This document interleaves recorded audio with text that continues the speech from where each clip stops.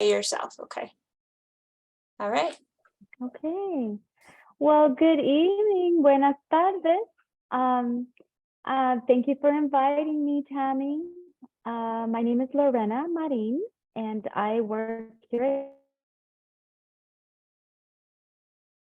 And what I do here is I am the JAMP coordinator. So the JAMP program is a program I'm going to talk to you about, and that's why you're here and you're interested in this program, which is an excellent program. But I also, the other hat that I wear is I mentor medical students.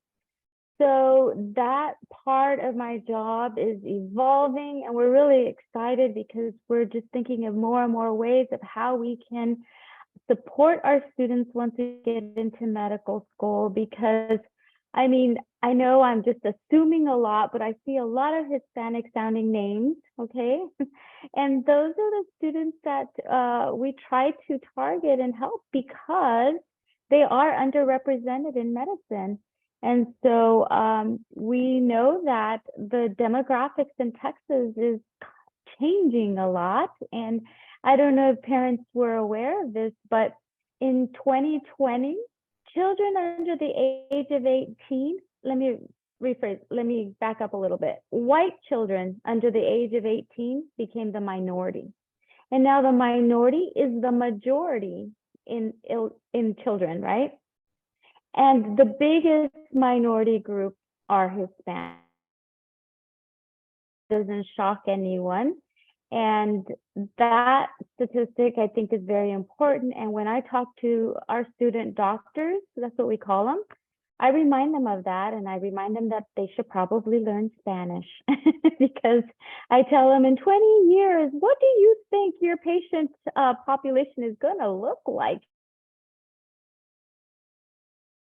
Language. But anyway, let me get started on my presentation to you.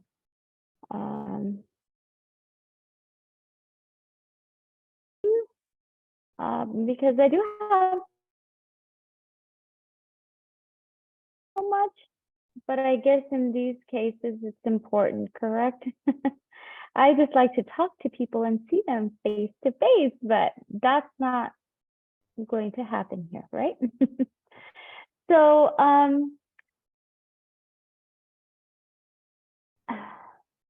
a while back,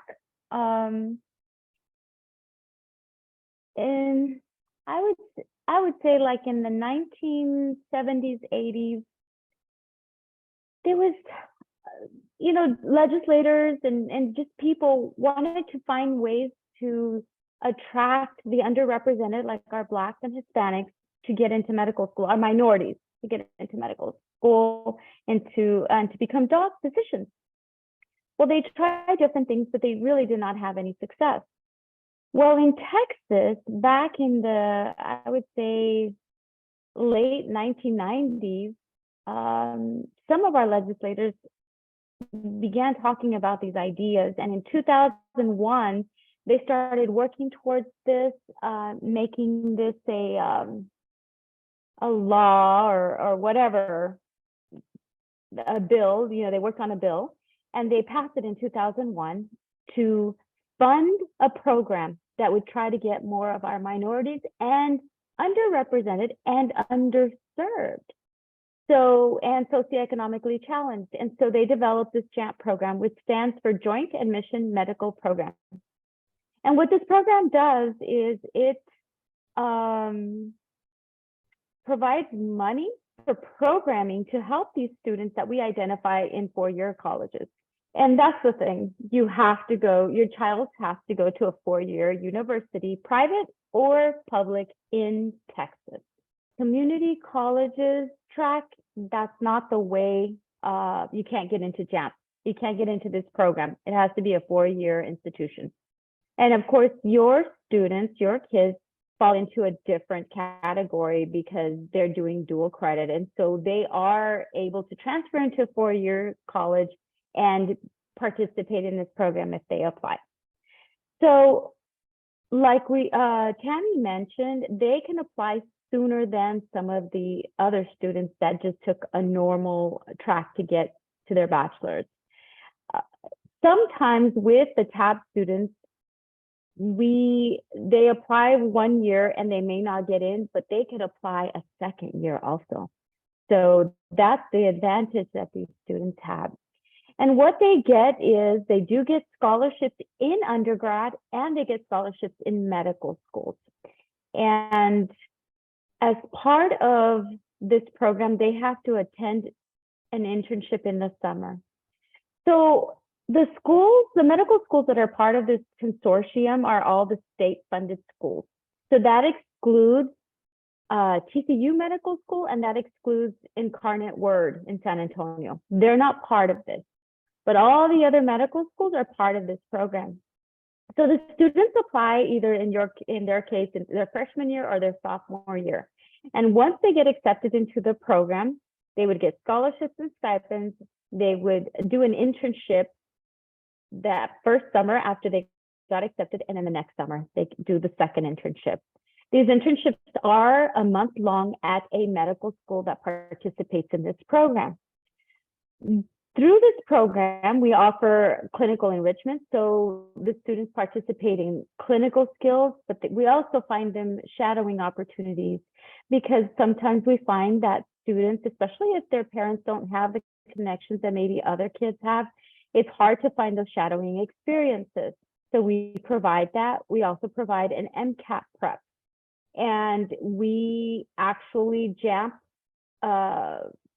hires or contracts with Kaplan or a company that provides this MCAT prep during their college experience. So when they're in their undergrad institution, they are taking classes and maybe working, and they also have to do the MCAT prep. That's part of the program.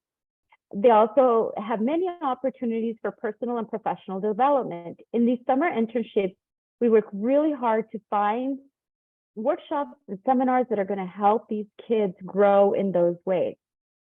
And then if they meet our MCAT minimum and our GPA minimum, they for sure get into one of the medical schools.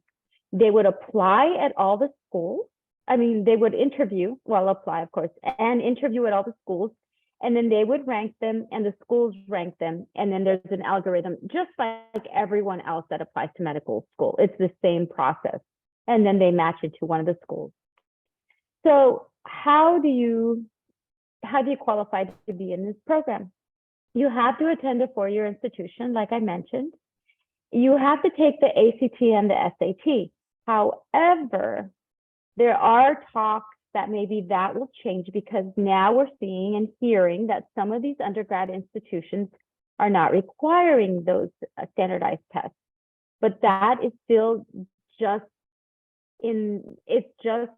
right at this point, it's still required. You have to apply for financial aid for FAFSA. And anyway, because some kids don't apply for that, but you have to apply, because then we get to see like how much the parents are supposed to contribute, and they can't contribute, like their EFC cannot be over $8,000 or they don't qualify. They have to have earned at least 27 college hours, which your kids, no problem. They, I'm sure, have a lot more than that. Their GPA has to be a 3.25. Hume and BCPM is the biology, chemistry, physics, and math. So combined GPA for those areas has to be higher than a 3.25. And they must be a Texas resident and US resident. So those are the requirements to get into the JAMP program. However, I did want to share a couple of other things for parents, with parents, and I do this also with college students, but I wanted just to talk to you a little bit more about how to help your student. I know that your kids are pretty smart. I mean, they're already taking college courses, but there was also other things, like it's not always about just the academics. And I'm sure if your kids are interested in this track, a lot of times they're like a type A personality, like things have to go a certain way. They're probably good at planning. They have schedules and all of that. I hope, right? Or you hope too, right? But some of that's why I was talking about, like certain personality types You have to have everything, your ducks in a row. And I will tell you, at our school, I planned their whole month internship. And I found that with some of like I would send out a calendar, but sometimes I would change it around and I would add things, and they had such a hard time with it. But I loved doing it because I needed to teach them. I needed to show them how important it was to be flexible. Because in medical school, you're going to have to be flexible. You're going to have to, hey, this class is canceled because this happened, or the teacher's sick, or you can't go to this clinical, or you have to go earlier or later. You just have to learn to be flexible. And of course, grit and resilience is really important. There is a researcher, her name is Angela Duckworth, and she did a study on what makes people successful. And you would think that it would be like a high IQ, or some parents, that's what she was looking at, is high IQ indicative of success? But she realized that grit plays a bigger role in someone having success. So that's important. And resilience, like when I mentor my medical students, if they come across something that is very trying, this is what I tell everybody. Look, things happen for a reason. And instead of being, upset or whatever, try to think of, what can I learn out of this? What can I get from this? And I'm sure you all know that. You guys are all parents. I'm not speaking to students. You guys have, I'm sure, gone through a lot of things, and there's always great lessons that can be learned. And if you approach life in a positive, and you teach your kids to approach life in a positive way and say, okay, this already happened, but what can we get out of it? How can we grow? And I think it's important that we teach our kids that. Take the hard road. That's an important one, because I have seen students who sometimes, and maybe I did it too, I'm sure, as a young person, it's so much easier to take the easy classes, to take the easy professors, to do the easy way, right? But you pay in undergrad or you pay in medical school. It's just better that you just take the hard classes, take the hard professors, work hard, because then you'll have that ethic, that work ethic, that strong work ethic when you get into medical school. Don't cheat yourself. I think that's just such an important thing to emphasize with your kids. Critical thinking, that is huge. And I think that in some homes, we don't model reading. Reading is so important to build our kids' critical thinking.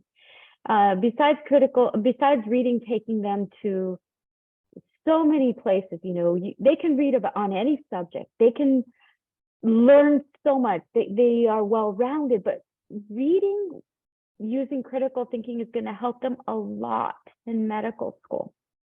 Also, journaling.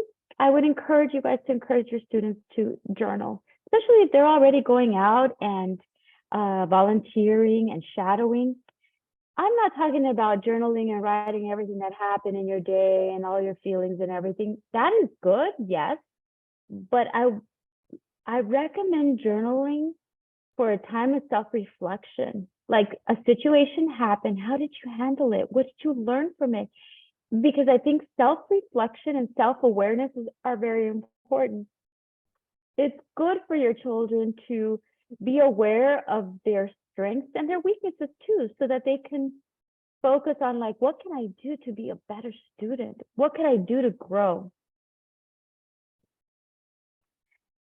Some of you, and I don't know, maybe, I don't know if you've already, I'm sure our recruitment team has already talked to you, but I want to talk to you a little bit and explain the difference between a DO and an MD. First of all, I've been working at TCOM for several years, and I love it. Like, whenever anybody tells me anything about TCOM, I'm like, my whole heart is in TCOM. I love what we stand for. I love who we are as a school. We're a very collaborative school. Our students are very friendly. Our students help each other. When our medical boards were before they were pass fail, now they're pass fail, like the first one. Before they were, we had a score assigned to them. Out of 5 years, 4 years, we had the highest board scores in the country for DO schools. And when they interviewed, the first year that we had the highest board scores, they interviewed the president of the class and they asked him, why do you think this was? Like, what was it about your class? And he said, we had a meeting with our class and we said, look, we could all do this on our own or we can help each other. And we decided to help each other. And because they helped each other and they collaborated, and what I mean by helping each other, someone would create a PowerPoint and share with the rest of the class. They would do this. This is what I learned. Look at this. And they would just share the information. Because they did that, they did really well. And our students have created this culture of helping each other out. There's plenty of room for doctors. You don't have to step over people to become a physician. The tenets of osteopathic medicine, those are really important too, with the whole philosophy of, let me go back to DOMD. After I'm telling you how much I love TCOM, right? The DO and MD, so it's really hard, especially in Spanish, to explain what a doctor de osteopatía, I don't even know how to say it right in Spanish. But sometimes it's hard to explain what the differences are, but it's simple. They're physicians, just like MDs. And I bet some of you have seen a DO and you didn't even realize it, because they go to medical school, they learn medicine just like the medical doctors do. But our DOs, our student doctors at TCOM, they learn a lot more about the bones and the whole system, the body. So the differences between the two are the main difference is the way they are taught. So an MD is taught to identify disease and treat it, while a DO is taught identify disease, but get to the root of the problem. And so we try to treat the root more than we treat, and of course we treat the disease, but it's going down deeper. And that's why it's called, we look at a patient holistically. And some people get confused and they think that we treat with naturally, and it's not that, with, homeopathic treatments, and it's not that. It is looking at everything that has to do with the patient. So we teach this philosophy, this way, to our students. You have to pay attention to the diet. You have to pay attention to the do they exercise? What is their stress? Like all those things play an important role in treating your patient. And so that's the main difference between the two. Plus our DO students, they learn a lot of, they learn a technique that's hands-on, and they spend a lot more time learning the body, the anatomy of the body, over 200 hours. The tenets of osteopathic medicine, well, I kind of explained some of them. We look at the patient holistically. We believe that the body could heal itself, which makes sense. You break a bone, does it heal itself? Absolutely, right? So that's what we teach our students, like those kind of things. If you align the body, if the body is aligned, then it would heal a lot more than someone that has really bad posture, or they have this out of place, or they have, so anyway, so those are some of our tenets. Just so you know about our curriculum is 2 years. They are in the medical school learning in a classroom. The 3rd year, they go out and do rotations in different places where they're assigned. And that's when they start realizing what area of medicine they want to go into. So if they want to go into surgery or family medicine or internal medicine is like family medicine, but family medicine, you see kids and adults. Internal medicine, you only see adults, you don't see kids. And that's also a track if you want to go into another more specialized area. But so they go to undergrad, then they come to medical school for 4 years. The first 2 years they spend in the classroom. The other 2 years they do rotations. But their fourth year, when they're doing rotations, they're really targeting the areas where they want to specialize in. So just to give you an understanding of that, because I know sometimes it's confusing. I know that sometimes we tell our kids, oh, you don't want to go to medical school. It's so long. Well, it's not that long. If you break it down like that, 2 years in the classroom and then the other 2 years doing the rotations. But really, a doctor is learning all their life, right? You have to, because things change and we learn more. So anyway, that is my presentation. The JAMP program is an excellent program to get kids prepared. We groom them to become student doctors, and we continue with them, at least at TCOM. I continue mentoring them until they graduate. Does anybody have any questions for me?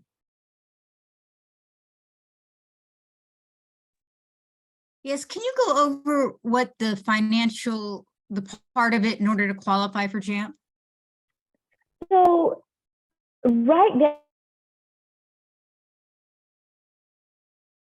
is somebody, I did hear myself. When you do the FAFSA, there's, I think, something that is an EFC, like that's the parent's contribution. It can't be over 8,000 because then they don't qualify. Does that make sense, Martha? Yes, thank you. That's what I was wondering. Thank you. Does anybody else want to know about the program? Like, I'm getting ready to have the ones that just got accepted, and I have a whole month of all kinds of fun stuff. I do some enrichment stuff because some of our underserved kids have never maybe gone to a play. So I plan stuff like that, going to, I try to find experiences like that maybe they have never experienced, but they also are going to do a research program. I mean, they're going to do a research project while they're here. They're going to have so many workshops on professional development, like social media, how you need to be careful what you post, what you do, how you apply. I have a question in the chat. How do you apply? You apply when they're in their undergrad. So when they go to undergrad, they need to find their JFD. That is, I'm putting it in the chat, the JAMP faculty director. Each school has one of those, and they need to seek that person so that they can help them with the application. Also, I would encourage your students to, because they're going to be the ones that write the recommendation letters for them. Get to know the JAMP, the faculty of the JFD, get to know them. Encourage your child to go visit them, to meet with them, to inquire, like, what can I do to be more competitive, to, form those relationships so the JFD can write a letter that says, oh, this kid is so responsible, or I had him for a class and they have such a strong work ethic. It's very difficult when the professors and the JFD don't really office hours to seek them out so that they can get to know them on a personal level and can write a good letter. Jennifer, do you have a question?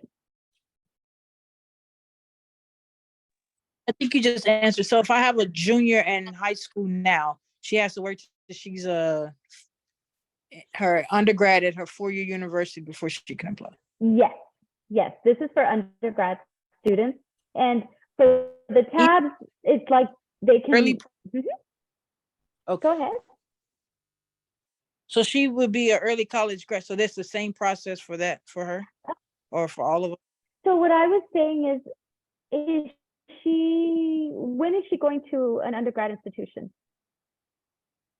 In 2024, fall of 2024. Okay. So when she gets to her undergrad institution, wherever she decides to go, have her reach out to the JAMP faculty director, because the TAB students could actually apply earlier than the traditional students. And if they don't get in their first year, they can apply the second year just because they're considered an early admit, so they can apply 2 years while the other students cannot. So the other students apply their sophomore year, and then the summer after their sophomore year, they do their first internship, and then the summer after their junior year, they do their second internship. Does that answer your question, Jennifer? Yes, thank you. I had two questions too. I'm wondering first, so if a student is in JAMP as an undergraduate, are they basically guaranteed to get into one of the Texas medical schools? They are. They are, as long as they get at least a 502 on their MCAT and a score of at least a 125 in the subsections. I know that doesn't make sense to you right now.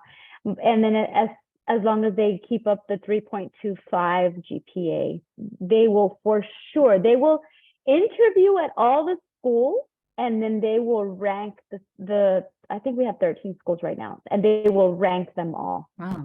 Yes, for sure they get in. So this Wow. is like a no-brainer, right? Yeah. If they want to go into the medical field, like this is the best way. Yes. And can you mentioned that there are scholarships during undergraduate and medical school. Can you talk about that a little more? I can. Now let me just back up by saying our Texas medical schools, our state-funded schools, are so heavily subsidized that tuition is very affordable, okay? The scholarship they get for JAMP does not pay for the whole year. It's just a small scholarship, and I don't want to say the amount because it could vary from year to year. So I wouldn't want you to assume like, oh, this is how much they would get, when they might get less or they might get more one year, you know. But our schools are so affordable, all our medical schools. That's a blessing because, you know, our legislators understand there is a shortage of doctors, especially, you know, some of you came a little late, especially, no, you have to be an undergrad to apply to JAMP. Yeah, you have to be an undergrad. You have to be at an undergrad, a 4-year institution. You cannot apply in high school. But, you know, there is a shortage of physicians, but not only that, like I explained to you all earlier, the demographics is changing so much. So we really need doctors that speak the language, that understand the culture, because there's a huge shift in our demographics. I can't imagine in 20 years. I tell my students this. Can you imagine what your population is going to look like in 20 years? As fast as the Hispanic population is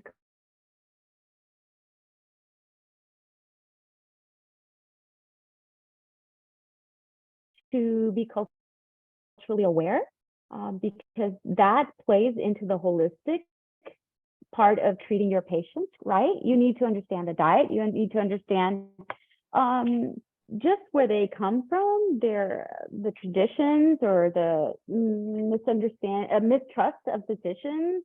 So I think that's important for medical students to understand. Anybody else?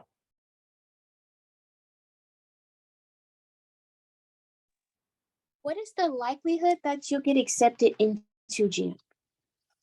It depends where you go. Unfortunately, there are some schools that they have no students apply for JAMP. The rule is that we take 2 students from a public institution and 1 student from a private institution. But because there's so many students there's so many schools that don't have anyone apply. From. So is there a limit to the number of students you can have in JAMP? It's not like if you meet those criteria, you don't just get accepted? No. You, every application, I mean, it's still a little bit competitive. You don't automatically get in. We still look at your shadowing, we look at your letters, we look at, I mean, the kids, we look at their shadowing, we look at their letters, we look at their volunteering. Like, that's all important, because most kids will say, well, I want to be a doctor to help people, but you need to also show us how you're helping people now. You know, if that's in your heart, if that's what you're doing, then you need to show those kind of things. And of course, we don't look at them as rigorously as we do a medical student application, but those things are important still. So there is a limit to the number of people you accept at each undergraduate school? Yes, Okay, yes. So like I said, usually it's 2 from public and then 1 from private, but because there are a lot of schools mute your phone, please. We are able to accept more from certain schools. okay, thank you. Uh-huh. So this program is for students once they get into an undergrad institution. And it's unfortunate that a lot of our kids, because of finances, they just go to a 2-year school and then they're not able to apply, except for TABS, okay? Don't get confused. TABS is a different story.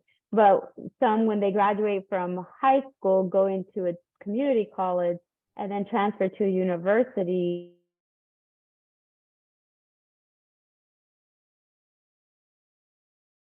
For JAMP.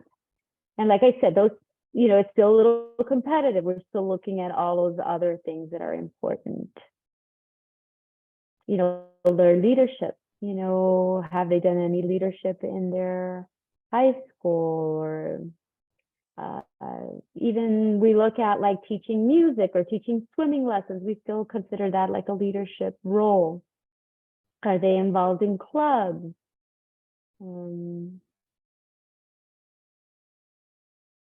Anything else? I know someone website. Did you have any questions?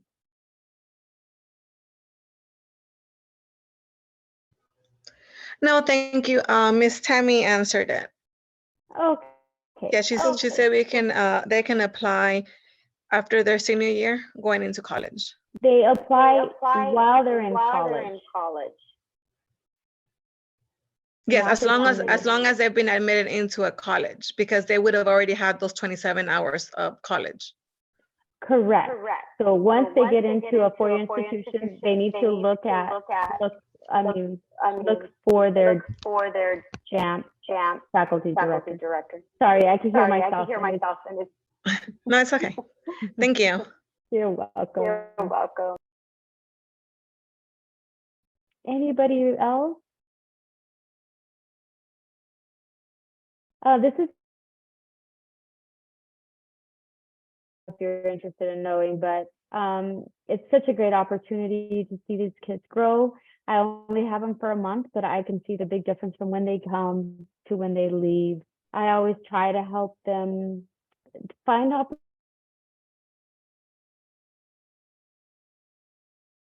Some of them come and they're a little timid, or some of them have never tried Greek food, or some of them have never, and just to see them grow from just that month, those 4 weeks that I have them, at our facility, we actually host them at a hotel. So they come and they stay at a hotel, we house them there, and we provide transportation to the school, and they have a graduate level class. They have MCAT prep. They started in the summer, and they just have like a lot of workshops and team building things, and it's just a really fun thing. Even though we do remind them it is not summer camp, it is a professional internship, and we expect them to act professionally. So, anything else?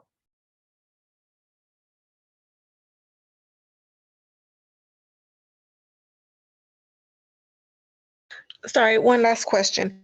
You said that there are a certain amount of spots per school. So what school has the more spots? Would you know? Public institutions have 2 spots, private have 1.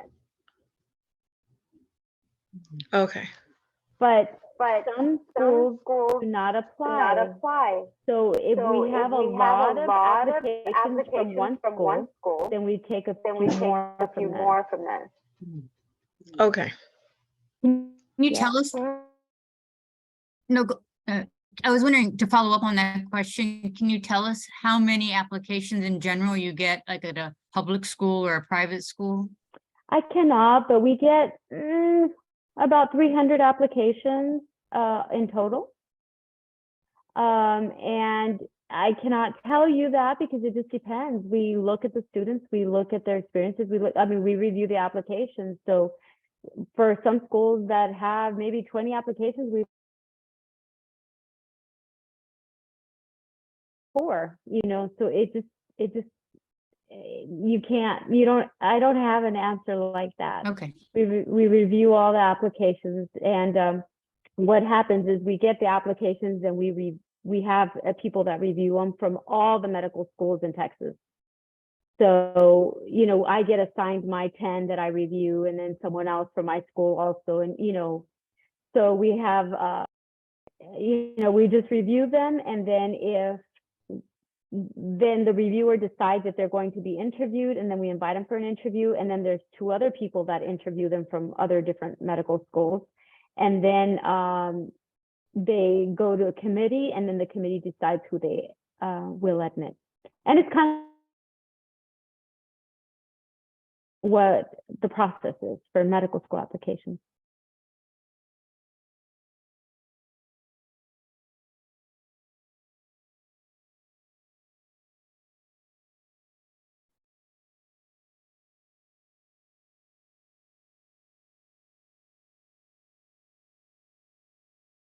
All right, I guess that about wraps us up. Thank you so much for being here and giving us that information. For those parents that are on here, I will have this video posted on the TABS website. Mr. Waddell will post it on our homepage. There's a section for parent webinars. So if you have anyone who wants to see it, who wasn't here tonight, or anything you want to review from her slides that were there, then you'll be able to access it there. I appreciate. Oh, go ahead. I'm gonna put my email on the website. If you all have any questions,